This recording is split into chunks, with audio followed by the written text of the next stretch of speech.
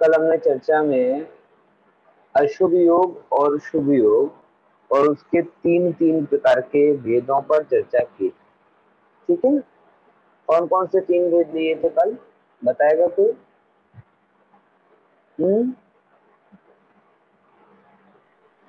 कौन कौन से तीन भेद लिए थे? पहला अभिप्राय, हाँ, दूसरा अशुभ संयोग, हाँ अशुभ भेदों, संयोग, अशुभ हाँ योग, हाँ, और अभिप्राय अभिप्रायगत। अशुभ। हाँ, बहुत बढ़िया। तीन चीजें बोली थी, अशुभ संयोग, अशुभ योग और अभिप्रायगत अशुभ, है ना। और उसमें भी ये समझने की कोशिश की थी, हाँ, उसमें भी ये समझने की कोशिश की थी कि अशुभ संयोग में ज्यादा मेहनत मत करो, अशुभ योग को भी सुधारना है लेकिन वो अपने आप नहीं सुधरता। सबसे मेहनत किसमें करनी पड़ेगी? अभिप्रायगत अशुद्धता को दूर, अशुभपने को दूर करनी और संसार प्रिय लगना, सांसारिक चीज। हाँ, अभी आज ये दिक्कत होने वाली है, ये डिस्चार्ज हो गया।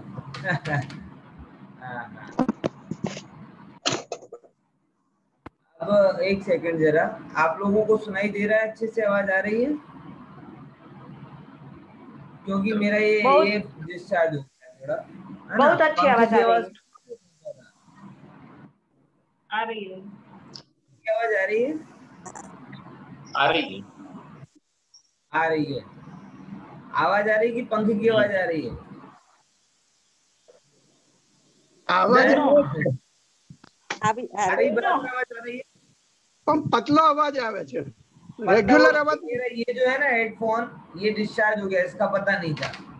हाँ हाँ, हाँ, तो उसके कारण अभी इसे चलाना पड़ेगा। कोई बात नहीं, सुनने की कोशिश कीजिए और आपकी सुविधा के लिए पंखे को बंद कर देता हूँ, अपने को दुविधा में रखता हूँ। हाँ, पंखो चालू करी क्यों? नहीं तो हमने गर्मी थशे। તમને ગરમી થશે, કઈ વાંધો નહીં। જોઈ લઈશ। હા,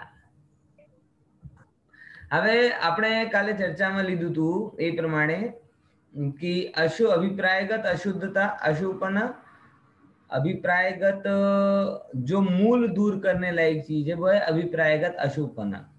क्योंकि अभिप्राय की अशुभपना अगर नहीं निकला तो आप लाख उपाय कर लेंगे तो भी अशुभ योग से नहीं बच पाएंगे।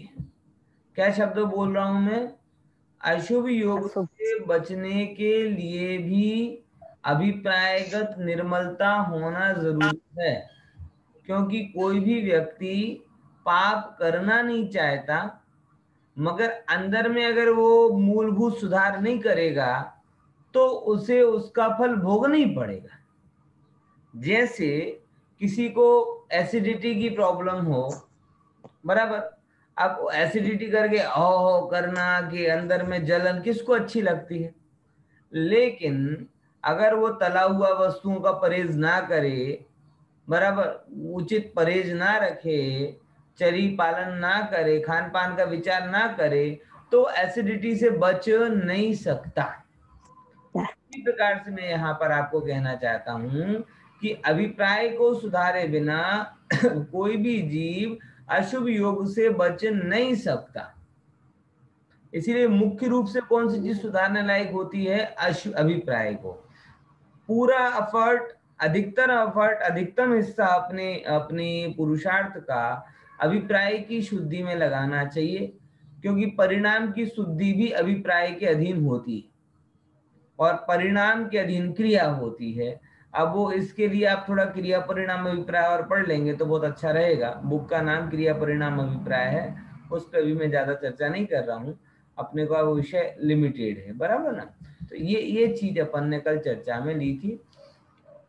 आज थोड़ा उस आगे बढ़ाते हैं और यहाँ से अपन बढ़ते हैं चर्चा कि देखो, पुण्याश्रव एवं पापाश्रव भेद यहाँ से अपने बात हुई थी अशुभ योग की, शुभ योग की। अब देखो समझना कि पुण्याश्रव एवं पापाश्रव रूपी भेद अघातीय कर्मों की अपेक्षा से हैं। घातीय कर्म तो पाप रूप ही है। इस बात को आप समझेंगे जरा। क्या कहते हैं कि कोई भी कर्मों में जो पुण्य और पाप का भेद पड़ता है,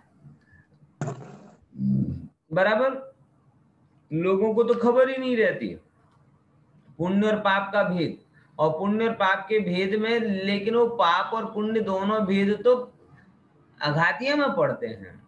घातीय की तो सारी कर्म प्रकृतियां पाप रूप ही। यानी कि अगर आपको मति ज्ञान की 5, दर्शनावरणी की 9, मोहिनी में कोई भी मंद रूप भी मोह हो, ध्यान रखना, मंद रूप भी मोह हो, तो मंद रूप मोह भी औदैहिक परिणाम अगर हैं तो पाप रूप प्रकृति। यानी ये सिद्ध करता है कि कुनकुन आचार्य देव, अमृत चंद्राचार्य देव, टोडरमल साहब, कोई भी ज्ञानी, कोई भी व्रती अगर चरित्र मोहिनी के अल्प उदय में, मंद उदय में ग्रंथ रचना आदि करते हैं, तो वो ग्रंथ रचना आदि भी पाप के उदय में हो रही। आप समझना है।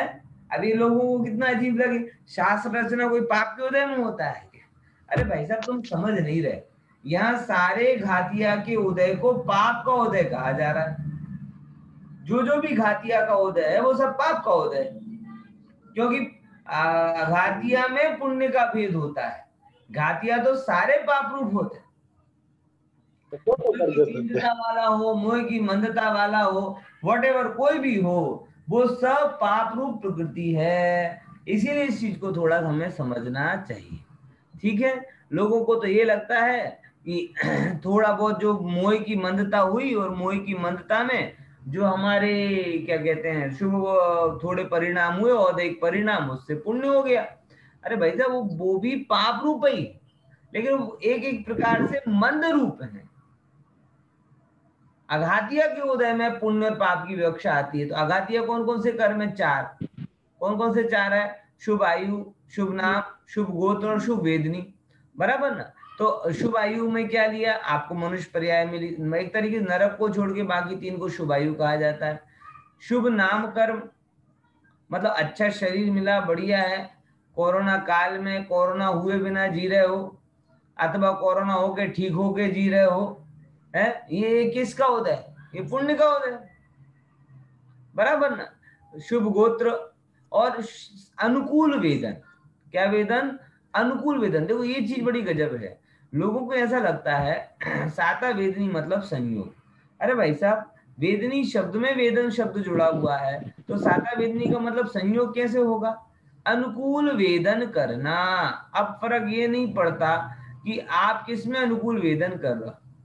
कभी आपने बच्चों को देखा 5 रुपए की टॉफी दिला दो तो उसमें अनुकूल वेदन करने लगते हैं, बराबर। और हमें क्या कहते हैं सैकड़ों रुपए का फायदा हो, हजारों लाखों रुपए का फायदा हो, तो भी लगता है अरे कितना ही हुआ यार, और नहीं हुआ, और नहीं हुआ, तो वो हमारा प्रतिकूल वेदन चल रहा है। तो बच्चों के 5 रुपए की टॉफी में भी साता वेदनी का उदय है, और हमारी लाखों की लॉटरी में भी असाता का उदय। समझ में आया? ये गजब वस्तु है, इसे विचार नहीं कर पाते लोग, है ना। देखो तो उसको अपन ने थोड़ा चर्चा में लिया, और इस लाइन को थोड़ा समझा। अपन आगे चलते हैं। क्या कहते हैं? पुण्य बंध शुभ योग से ही होता है। देखो यहाँ पे क्या खुलासा करते हैं, शुभ योग से मात्र पुण्य का ही बंध होता है ऐसा नहीं है, बल्कि पाप का भी बंध होता है। अब ये समझ में आया कि नहीं आया? कि लोगों को ये लग रहा है कि शुभ योग है, बराबर पूजन कर रहे हैं, पूजन करते टाइम पर अगर पूजन करते करते वो शुभ योग चल रहा है हमारा, तो मात्र पुण्य ही बन रहा है, ऐसा नहीं है भाई साहब। उसमें भी जितने अंशों में अशुभपना है उतने अंशों में पाप भी बन रहा है, ध्यान रखना। पूजन करो, चाहे व्रत करो, चाहे उपवास करो, कुछ भी करो, जितने अंश में वो तो न्याय है। देखो योग तो एक समय आपका कह दिया अच्छा है कि बुरा है, योग तो एक चीज को पकड़ रहा है, आपको या तो अच्छा हो रहा है या बुरा हो रहा है, लेकिन आपके अंदर में जो कषायों का परिणमन है वो एक रेखा में नहीं चल रहा। एक योग होते हुए भी अशुभ बंद हो, कहीं कोई विपरीतता के कारण, कहीं और किसी चीज के कारण अशुभ बंद आदि हो सकते हैं, बराबर ना। तो उन सब चीजों को हमें बराबर नोटिस करते हुए चलना चाहिए। हालांकि ऐसा होने पर भी उसे मुख्यता की अपेक्षा, कौन सा न्याय बोलते हैं उसे, आम्रवन निम्रवन न्याय। कौन सा न्याय? आम्रवन। मतलब क्या है कि अगर कोई बगीचा हो, उस बगीचे में 100 पेड़ लगे हों, 100 वृक्ष हों, और 100 वृक्ष टोटल में से 90 वृक्ष आम के हों, तो उस बाड़ी को क्या बोला जाएगा? आंबा बाड़ी बोला जाएगा। वो 10 नीम के पड़े हुए तो 10 नी है तो वो नीम के ही, उनमें निमोली लगती है, उनके पत्ते कड़वे ही हैं, उसके फल का टेस्ट कड़वा ही है, लेकिन चूंकि वो संख्या में कम है, इसीलिए जो संख्या में अधिक हैं ऐसे वृक्ष के आधार पर ही उस जगह का नाम अम्बावाड़ी पड़ जाता है, बराबर। अपने अहमदाबाद में है ना अम्बावाड़ी, होगा कोई पुराने समय में आम के वृक्ष बहुत सारे बाड़ी में, तो अम्बावाड़ी नाम पड़ गया होगा। ऐसा नहीं है, लेकिन हर बाड़ी में एक ही टाइप का वृक्ष होता है, वहां पे जामफल भी होता होगा, वहां पे कुछ और भी होते, लेकिन मुख्यता की अपेक्षा नाम दे दिया जाता है। ऐसे ही यहाँ पर भी वही बात है कि है तो बहुत सारे अशुभ, अगर अशुभ भी थोड़ा बहुत अल्प स्वल्प पड़ा हुआ है तो उसका होगा, लेकिन मुख्यता की अपेक्षा से हम ऐसा कहते हैं कि शुभ योग ही होता है तो पुण्य बंद होता है। लेकिन शुभ योग में भी अगर अभिप्रायगत अशुद्धता पड़ी हुई हो तो शुभ योग करने वालों को भी पाप बंद हो सकता है। यहाँ कर्मों में न्याय है, अन्याय नहीं, ये बिल्कुल विज्ञान है, बराबर ना। जैसे आप लोग भोजन बनाते हो ना, बनाते कि नहीं बनाते हैं? ये भी पूछने की जरूरत है क्या? खा रहे पी रहे तभी तो जी रहे हैं। हैं? एक जैसे कोई कोई चीजें होती है, जैसे कि हमारे यहाँ खीर भी बनती है ना, खीर कितनी मीठी होती है, उसको किस में गिनते हो? मिष्ठान में गिनते हो। लेकिन हमें याद है मम्मी उसमें भी एक चुटकी नमक तो डालती हैं। अब यहाँ के माता बहनों का नियम पता नहीं था, है?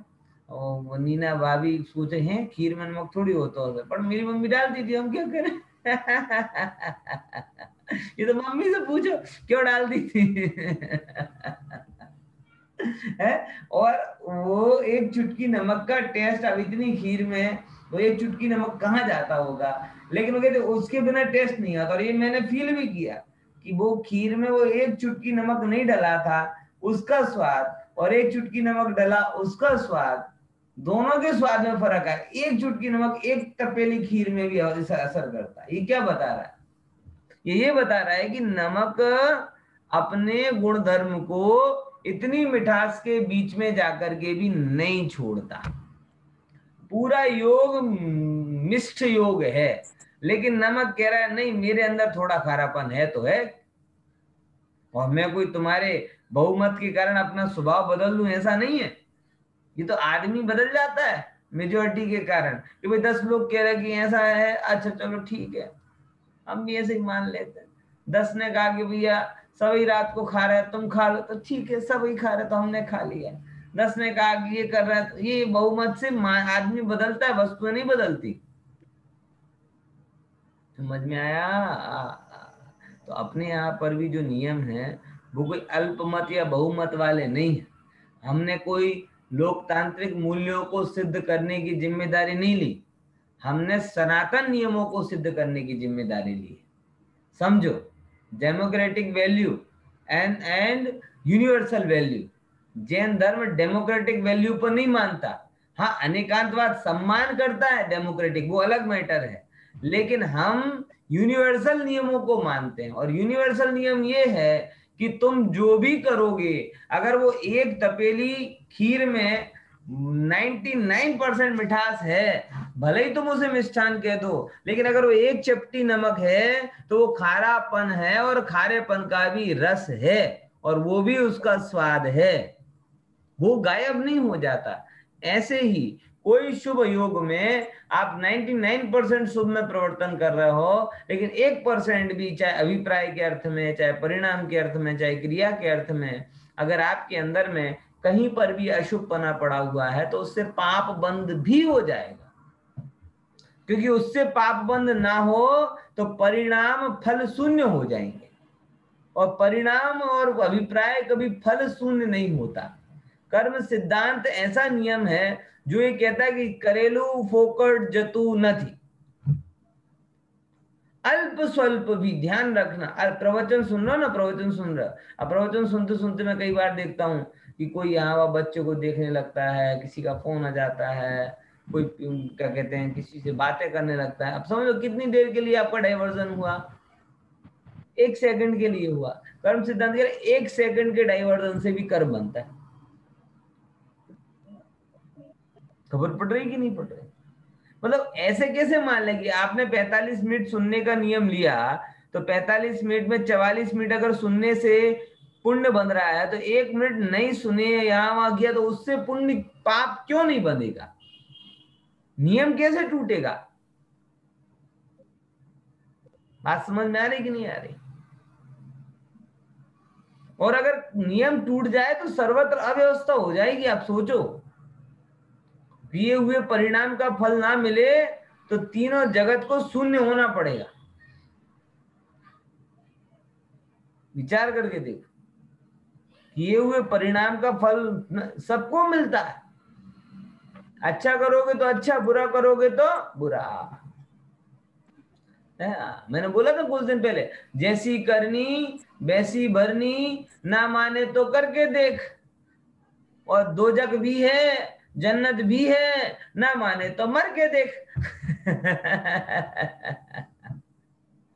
है दोजक मतलब समझते ना, नरक, और जन्नत मतलब क्या है, स्वर्ग।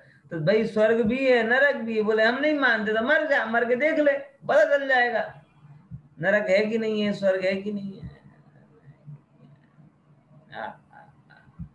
देखो, इसीलिए इस विचार को समझना। और ऐसे इसका रिवर्स नियम भी बनता है कि अशुभ योग में भी पुण्य बंध हो सकता है। क्या बोला? अशुभ योग में भी पुण्य बंध हो सकता है? क्या शब्द बोलो? शुभ योग में भी पाप बंद हो सकता है, और अशुभ योग में भी पुण्य बंद हो सकता है।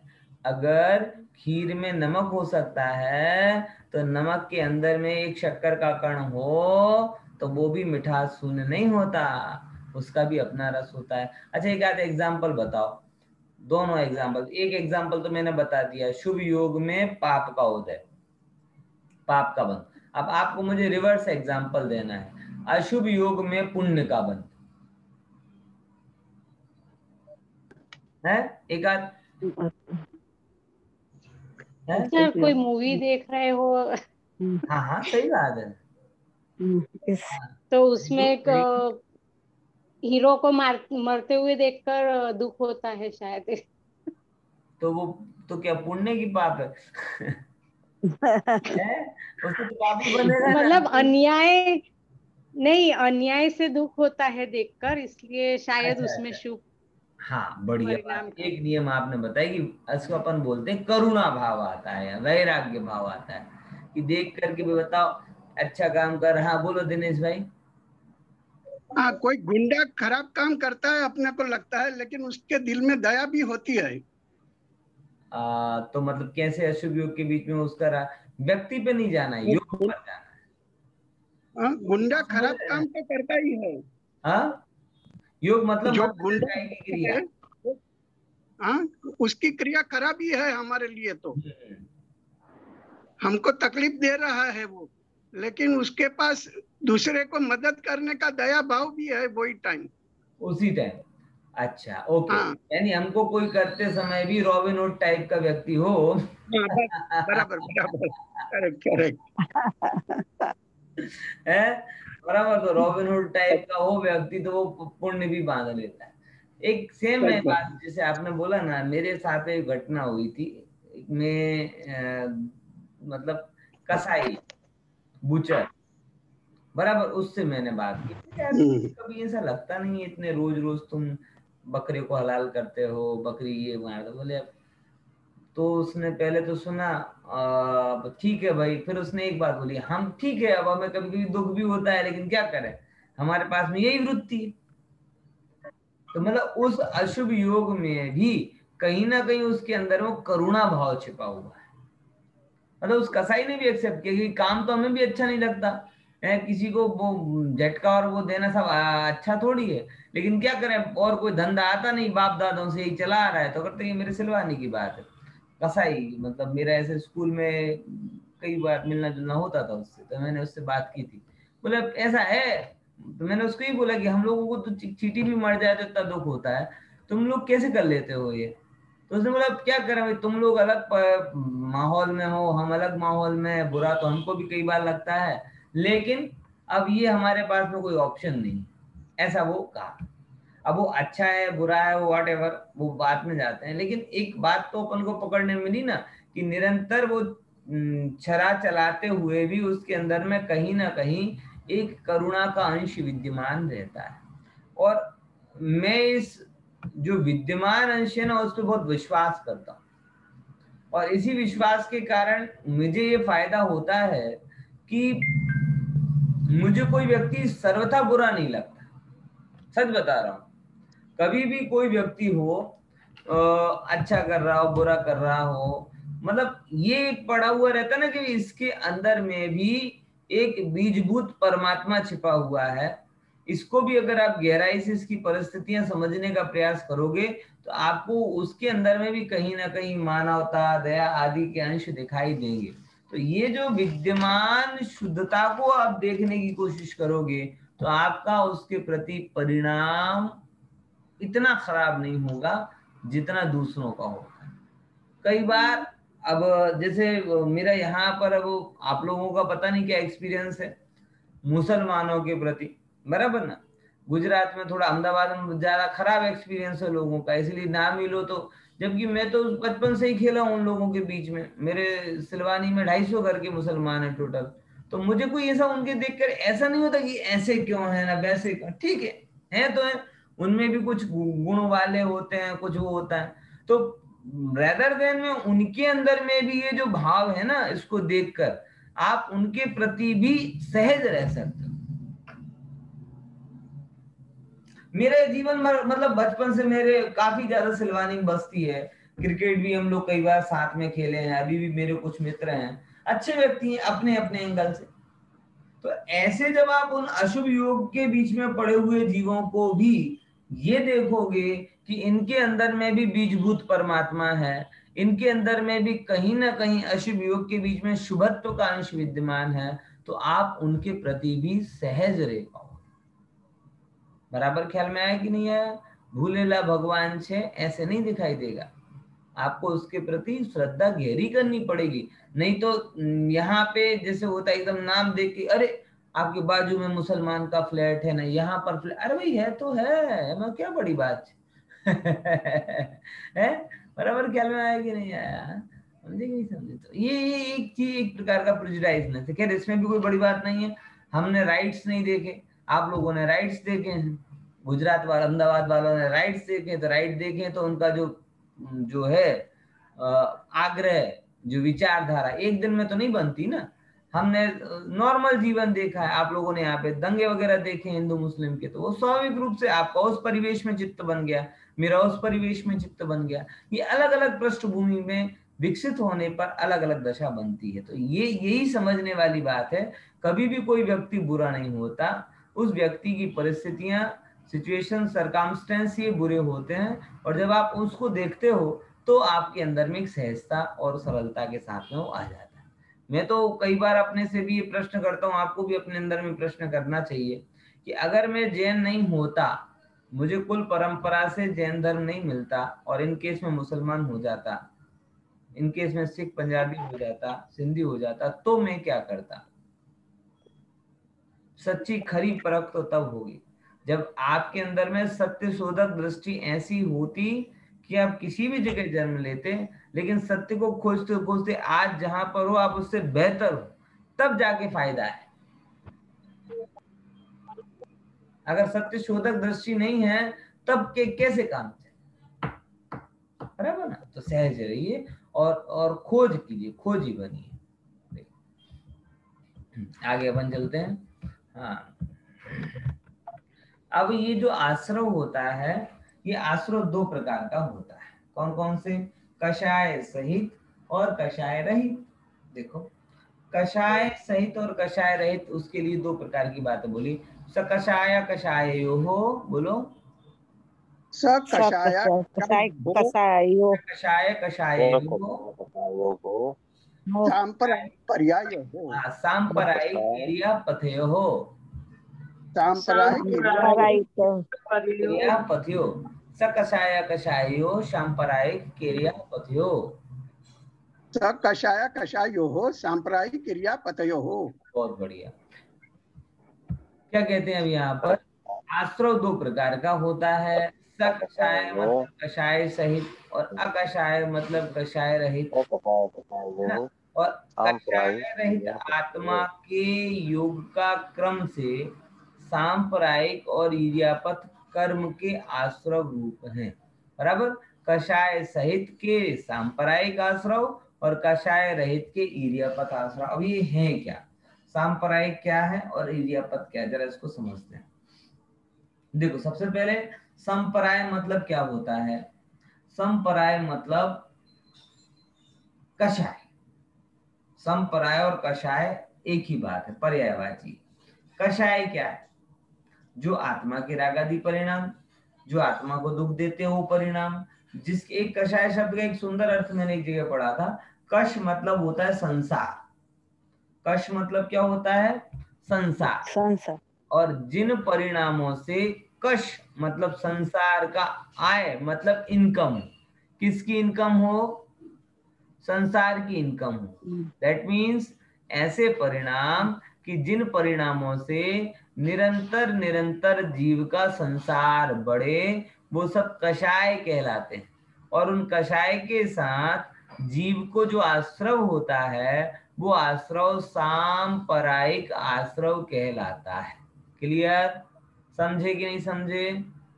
फिर से, संपराय मतलब कषाय, कषाय मतलब राग देश आदि परिणाम। कैसे परिणाम होते हैं वो? जिन परिणामों से संसार बढ़ता है, ऐसे परिणाम होते हैं। होते कि नहीं होते? आप रागादि करो और संसार ना बढ़े, ऐसा तो कभी हो ही नहीं सकता ना। हो सकता है क्या?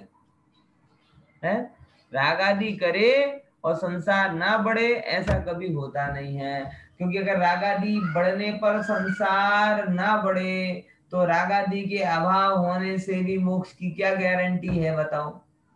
ये तो दोनों रूप है ना। इसके बढ़ने से अगर बढ़ रहा है तो घटने से घट रहा,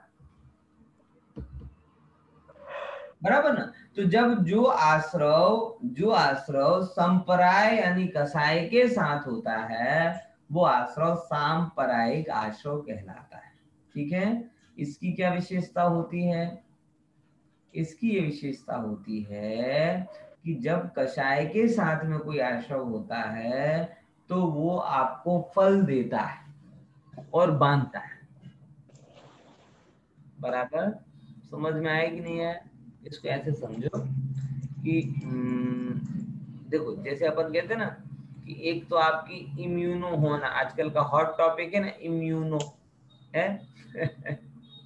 है, लौकिक में एक जोक आया था ना कि पूरी जिंदगी बॉडी बढ़ाने में निकाल दी, आज पता चल रहा है कि बॉडी नहीं बढ़ानी थी, एंटीबॉडी बढ़ानी थी। है, पूरी जिंदगी किस में निकाल दी? बॉडी बनाने में निकाल दी।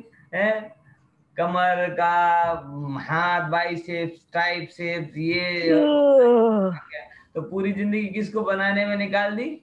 बॉडी बनाने में निकाल दी।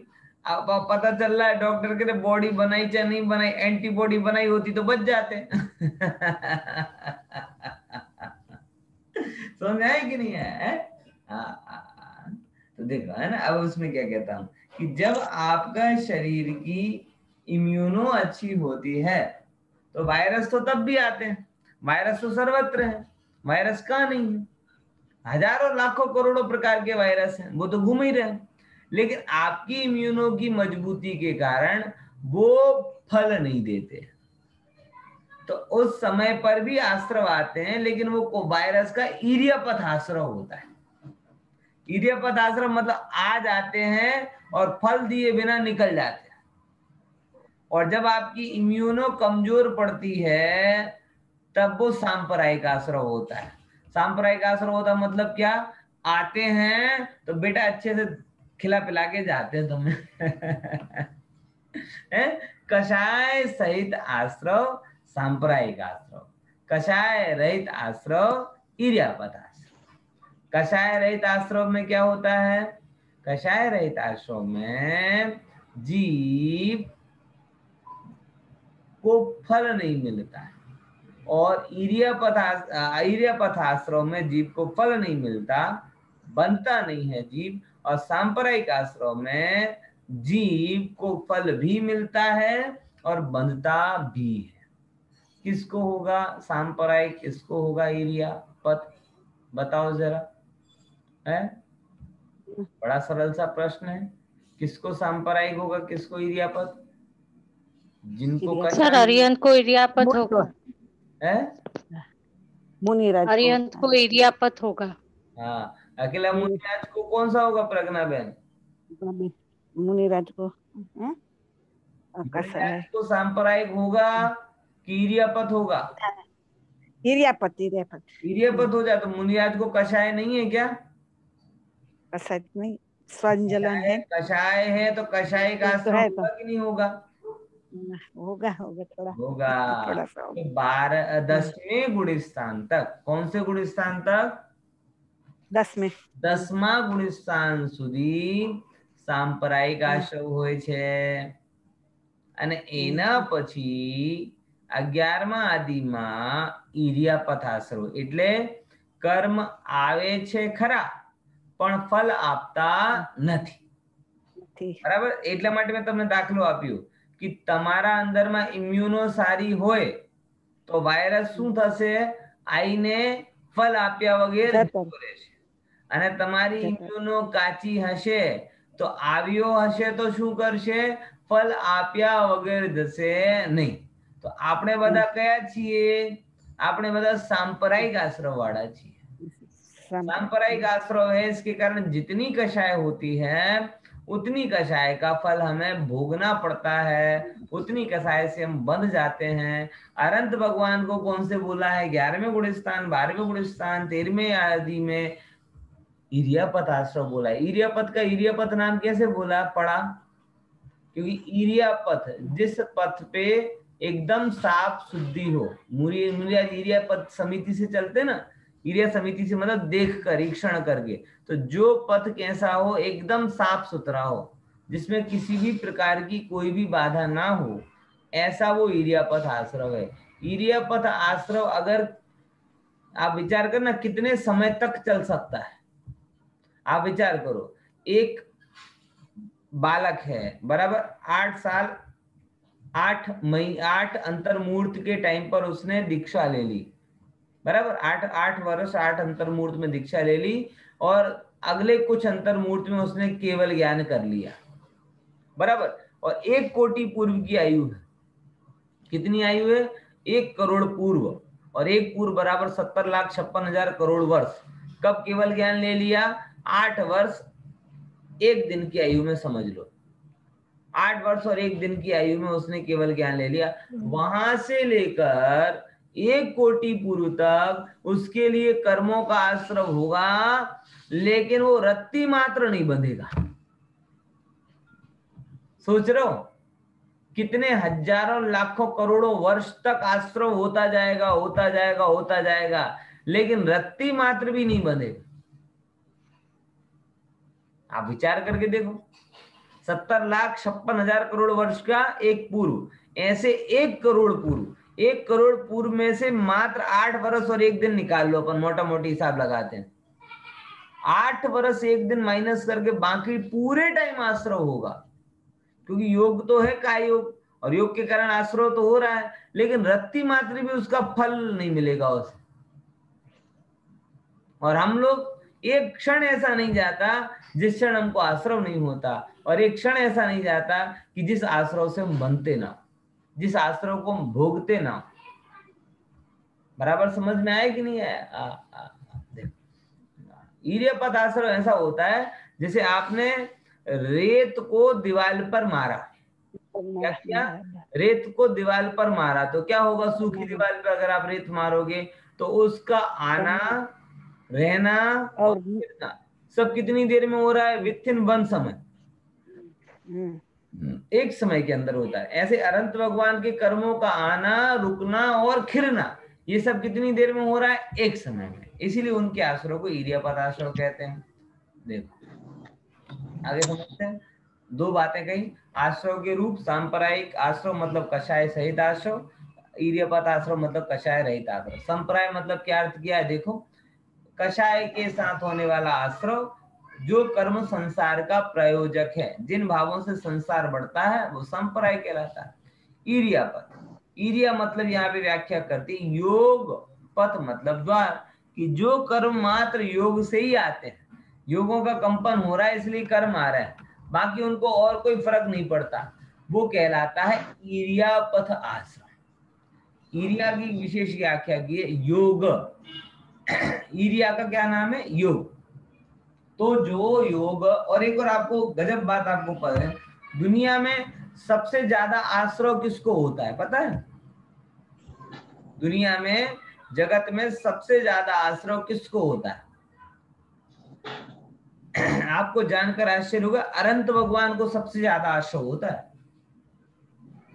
सबसे ज्यादा प्रशस्त कर्म उनके पास आते, लेकिन कषाय नहीं होने के कारण वो बंधते नहीं है। समझ में आया? सर्वाधिक कर्म अनंत भगवान को आ रहे हैं, लेकिन